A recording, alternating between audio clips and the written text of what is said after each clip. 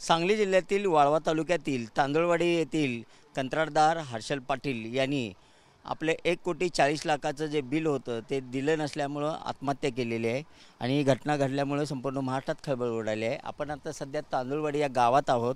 या गावात जे हर्षल पाटील आहेत यांनी जे जलजीवन योजनेची जी कामं केलेले आहेत, आपण त्या योजनेच्या बोर्डाच्या ठिकाणी आहोत आणि या ठिकाणी आपण पाहू शकता त्यांनी पाणी पुरवठ्याच्या संदर्भात ही भव्य दिव्य अशी पाण्याची टाकी या ठिकाणी बांधलेली आहे आणि या ठिकाणी जो आपण पाहू शकता समोर आहे तो पंप हाऊस आहे आणि ह्या कामाचं उद्घाटन आणि भूमिपूजन समारंभ झाला त्याचे हे फलक आहेत आणि या फलकावरती आपण पाहू शकता या ठिकाणी ज्या दिवशी म्हणजे 3 मे 2022 रोजी सायंकाळी 7 वाजता या ठिकाणी भूमिपूजनाचा कार्यक्रम झाला। तांदूळवाडी नळ पाणी पुरवठा योजना याचा भूमिपूजन जयंतराव पाटील प्रदेशाध्यक्ष राष्ट्रवादी काँग्रेस पार्टी महाराष्ट्र राज्य, मानसिंगराव नाईक, त्याचबरोबर इथे शिवाजीराव नाईक या सर्वांच्या उपस्थितीमध्ये या ठिकाणी कार्यक्रम झाला आणि या ठिकाणी आपण पाहू शकता ठेकेदार म्हणून हर्षल अशोक पाटील आणि अक्षय अशोक पाटील या दोघांची नावं आहेत।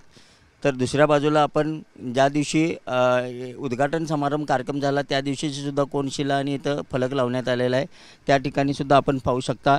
या दुसऱ्या बाजूला या ठिकाणी सुद्धा ठेकेदार हर्षल अशोक पाटील आणि अक्षय अशोक पाटील अशी नावं आहेत। एकंदरीत पाहिलं तर मंत्री गुलाबराव पाटील यांनी सांगितलं की हर्षल पाटील यांचं जिल्हा परिषदच्या याच्यामध्ये नावच नाही आहे आणि आम्ही त्यांचं कोणतेही देणं लागत नाही आहे। मात्र दुसरीकडे पाहिलं तर या संपूर्ण त्यांच्या वक्तव्यामुळं गावातील सर्व ग्रामस्थ, हर्षल पाटील यांचे सर्व नातेवाईक अतिशय आक्रमक आणि संतप्त झालेले आहेत आणि दुसरीकडे पाहिलं तर त्यांनी तांदुळवाडी या ठिकाणी जो नळ पाणी पुरवठा विभागाचा जो इथं पाण्याची टाकी आणि इथं जी योजना पूर्ण केलेली आहे ते पाहिलं तर त्याच्या जे फलक आहे त्या फलकावर हर्षल पाटील आणि अक्षय पाटील या दोघांची नावं आहेत ठेकेदार म्हणून।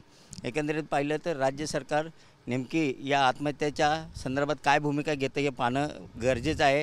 त्याचबरोबर या तांदुळवाडीचे ग्रामस्थ असतील किंवा त्यांचे नातेवाईक असतील किंवा हर्षल पाटील यांची कुटुंबीय भविष्यात काय भूमिका घेणार आहेत हे पाहणं महत्त्वाचं ठरणार आहे।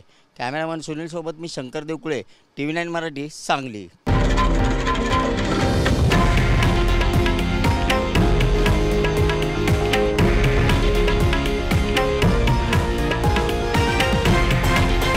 हे आहे देशातील नंबर 1 न्यूज नेटवर्क आणि आपण पाहत आहात TV9 मराठी, एकमेव।